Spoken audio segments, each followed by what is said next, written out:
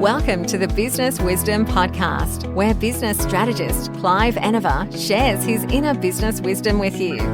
Each episode is packed with his experience to help you grow and develop your own business wisdom. Join Clive as he shares his wisdom with you. In this episode, let's look at something that nearly everybody experiences at some time in their life. Some stage in their life, they're confronted with overwhelm. So what do you do about it when it turns up? More and more small business owners are talking about overwhelm, and quite simply, they're feeling the strain of trying to accomplish too many tasks in too little time. And small business people are not alone in this sentiment. A National Australia Bank survey found just under half of all small to medium business operators felt overwhelmed by the day-to-day running of a business. So there's a problem out there, and each individual should look at what's happening in their life. If I'm feeling overwhelmed, how am I going to cope with it? Perhaps more importantly than how you're going to cope with the overwhelm, is there something that you can do to prevent yourself becoming feeling overwhelmed? Well, yes, there is. The main point about overwhelm is first, let's recognise that it exists, that it's there, that it happens. And typically when it happens, whoever it happens to doesn't actually notice it. Very often people have to be invited to examine themselves in order to recognise that they're overwhelmed. And this is the crazy thing. We're doing too much. We don't have time to do whatever it is we're trying to do. We feel overwhelmed. In feeling overwhelmed, we try and do more. That seems to be the typical way we approach it. And maybe that's because we think it's a very complex issue. And perhaps it is. But let's look at some simple strategies to overcome overwhelm.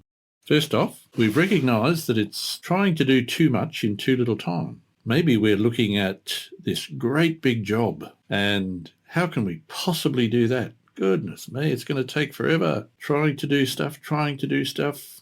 Now I'm overwhelmed.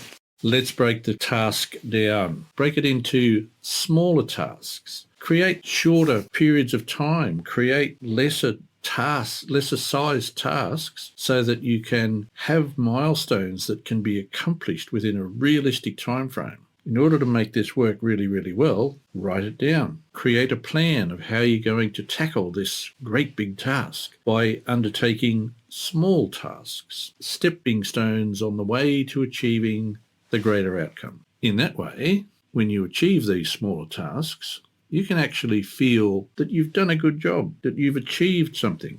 As a result, the overwhelm is at least kept at bay and quite possibly not even coming near you. As a part of this, for our second strategy, account for your time.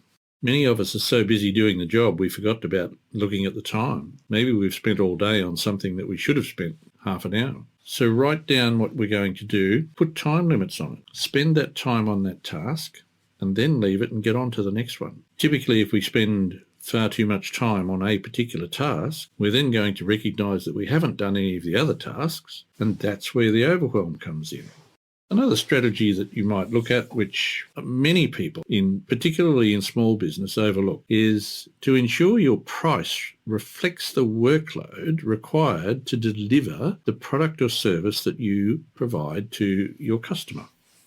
Now, how do you do that? Well, the very first thing that you can look at is, who is your ideal customer? What does an ideal customer have to do with the price? The short answer to figuring out your price is, what is a reasonable amount for your ideal customer to pay? If you're setting your price for anyone other than your ideal customer, you're setting yourself up for a fall. You're certainly setting yourself up to be doing too much work. If you're charging too much, you're going to have too many customer complaints. If you're charging too little, you're going to have too many people demanding too much of you, and it's just not going to work. Ensure your price reflects the workload. Ensure your price is calculated for your ideal customer. They're the ones that don't mind paying that price because they're getting the outcome they want.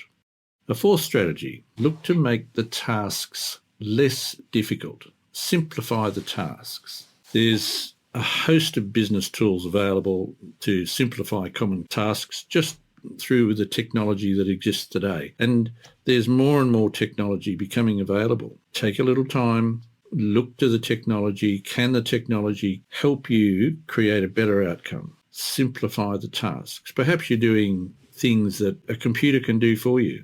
Let the computer do it. That's what they're created for.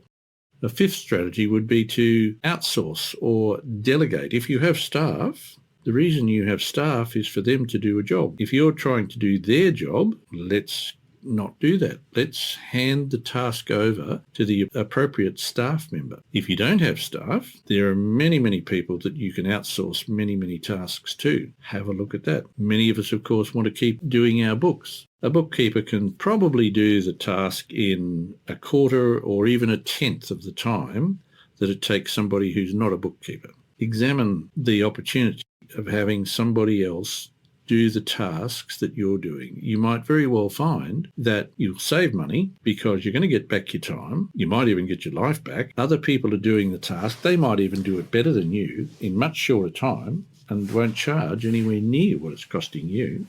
The sixth strategy, learn this little word, no. It's one of the most powerful words in the English language, and it's a word that most of us take too long to learn. We all, of course, learn the word. It's, there's not too much to it, but it's understanding when to utilise it. If you're really clear on what it is that you do, anything that fits outside what you do is something that you can say no to. If it fits outside what it is that you do and what you need to perform those tasks, roles, etc. within your business, it's not going to help. Therefore, you can say no. And saying no frees you up to go and do the things that you want to do and the things that you're good at doing. And that's what we want to focus on in business, is things that you're good at doing. What about the goal that you have in mind? Keep the end goal in mind. Sometimes we look at a task, it's too big, or a goal, it's too big, and we become overwhelmed. We've got to keep that end goal in mind, but understand that there are many little steps that are taken in order to achieve that goal. In taking those little steps, you might even find yourself becoming excited because you're achieving these things. And in looking at those little steps, the job you're doing needs to support your business. If you're doing something that's not supporting your business, we're back to the previous one. No. And the final word, how you feel about your business is critical to the success you're likely to achieve. If you're feeling overwhelmed day to day, not achieving the things that need to be achieved, the likelihood is you're not looking to your future. The key is to address the issues that have you feeling overwhelmed. Get the assistance you require and have the strategies you need that allow you to see past the problems and achieve your goals. If you're feeling overwhelmed, it's time to work out where your attention should be focused. You're welcome to book a discovery call with me at innovagroup.com.au/booking-clive. And in that discovery call, we can have a conversation about where to from here and whether or not I have things that can help you. Thanks for joining Clive. Remember to subscribe for more business wisdom. Want to work with Clive? Book a discovery call with him at innovagroup.com.au.